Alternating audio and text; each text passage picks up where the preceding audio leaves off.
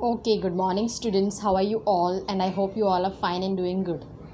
Okay, now in my previous video, do you remember what we had done? Yes, we had discussed the I understand section, right? We had discussed the question answers, then take the correct answer of the I understand section. Now, today, what we will be doing is that we will be continuing with the exercises of the course book, that is your textbook. Okay, so now after I understand section, there is think and reflect in your textbook, and there is I feel section. Okay, so in both the sections, there are some questions given and you have to answer those questions. Actually, you have to write it on your own, but I will just discuss with you so that you understand what you have to write, because you may not understand the question also sometimes, so it will be difficult for you to write the answers. So I will just discuss the answers of the I feel section and the think and reflect section, and then you must write it on your own in your English notebook. Got it, students? So let's start with the discussion of the answers. Okay, students, as you all know, we are doing the 7th part, that is, this is the 7th video of the 4th poem. Now let's start with the exercises of the course book. Okay, students, so this was the I understand section, right? We had done last time. This was the I understand section, and it is on page number 31. Now today we will be starting with the think and reflect section. Can you see? There are 3 questions given, so I will just discuss it and then you have to write it on your own. So you know what the section name is? Think and reflect means you have to think and write the answers on your own. Okay, students, come on, let's start. The first one is, have you wondered why a lizard never falls off a wall? So the question is that the lizard never falls off a wall. Have you seen a lizard falling? No, a lizard will never fall. So it is asking, why does a lizard never falls off a wall? You have to write it on your own.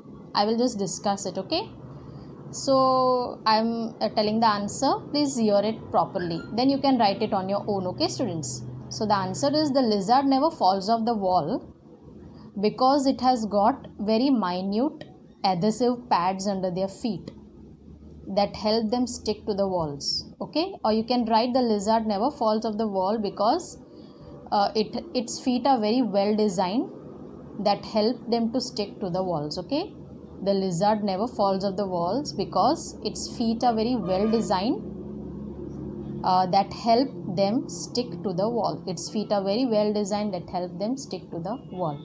Okay, so this is your answer. You can write it on your own. Now the second one is, name some other animal that use a clever way to trick their predators. Now you know the gecko, you know the poem that when the predator will come to catch, it will drop its tail. So this is a trick used by the gecko. It is very clever. So this is a trick used by the gecko. Now you have to name some other animals that also use similar tricks, that use some tricks to save themselves from the predators. Do you know? Yes. See, you can write any animal you want. If you know that an animal uses any trick, then you can write the name of any other animal. So the animal which I will tell you about is a chameleon. Okay, so chameleon camouflage itself with its surroundings. Camouflage, you know what is camouflage is? You all must have learned in science that it changes its color. That is called camouflage. It will change its color according to the surrounding. So a chameleon camouflages itself with its surroundings to trick its predators into thinking that they are not there. Okay, so it will change its color and it will make the predator think that they are not there, means they cannot be seen. And the other animal is octopus. Octopuses mimic other sea animals' appearance to protect themselves. So you know octopuses, it will just try to take the shape of other animals so that they are not caught, to protect themselves. So octopuses also, they mimic other sea animals' appearance to protect themselves. So octopuses also can change their appearance. Okay, they can try to look like other animals, other sea animals, to protect themselves. So I have given the name of octopus and chameleons You can write any animal you wish. You have to write the trick what they use, okay, to save themselves from the predator. Fine. Now the third answer, if you could turn into an animal or insect, what would you be? So this you have to write on your own, students, okay. This I will not discuss. If you could turn into any animal or insect, what would you be?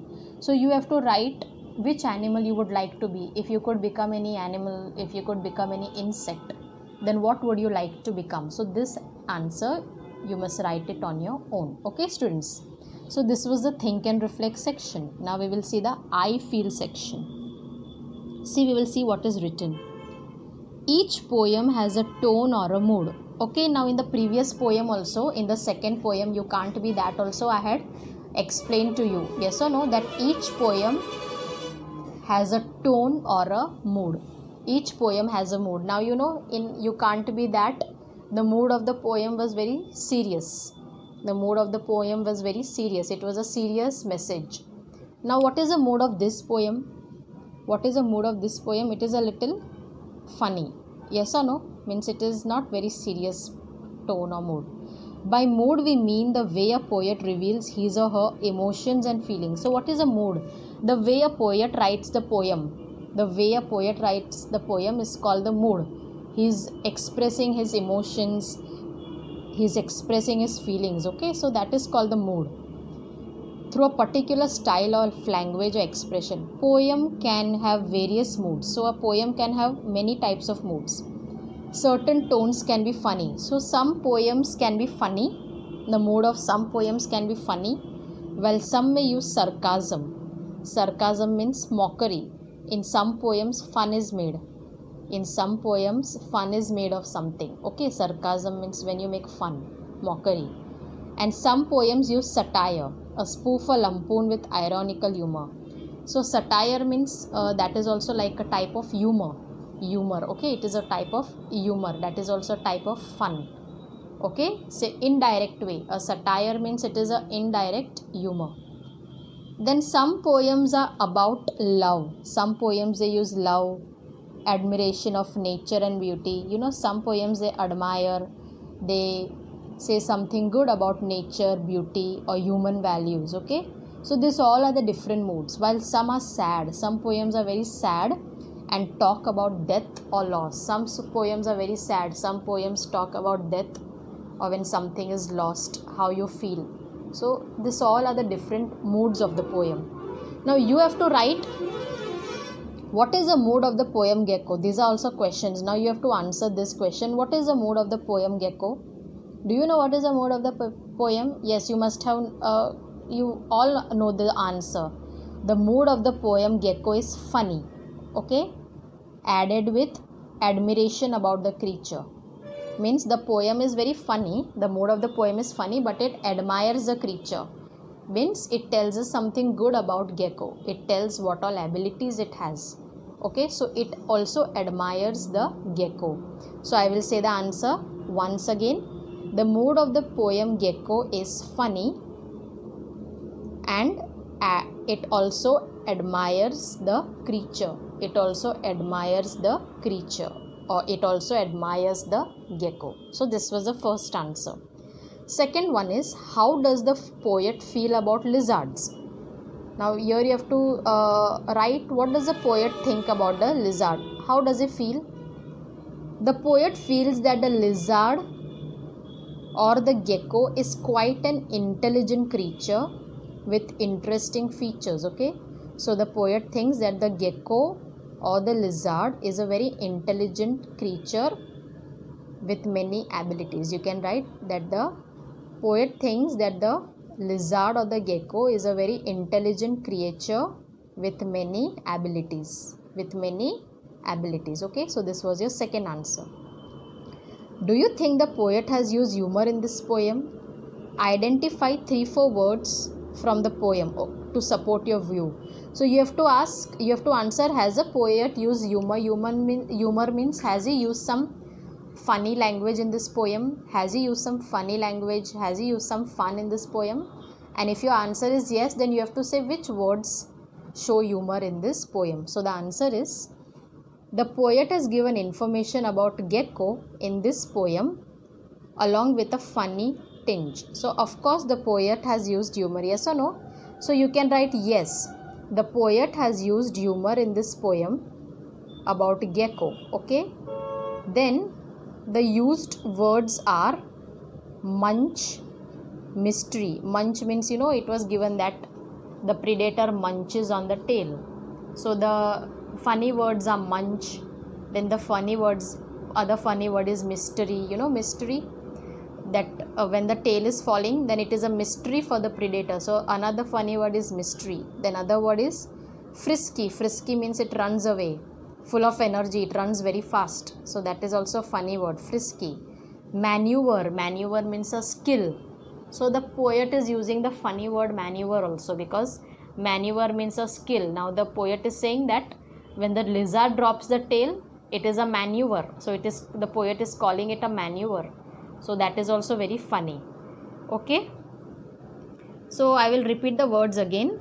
Munch, mystery, frisky and maneuver are the words which have brought a funny feel to the poem. So these are the words which have brought a funny feel to the poem. Okay students, so these were the answers to the questions of the I feel section. So we have completed both the sections, think and reflect and I feel. So you listen to my answer again and again and then try to write it on your own. Okay students? Okay students, so I hope you are clear with the I feel section and the think and reflect section. So you may play the video again and again if you are not clear about it, okay? And try to write the answers on your own, then you will learn how to write. Okay students, now in the next video we will be discussing the I observe section. Okay students, so thank you for watching my video and have a nice day.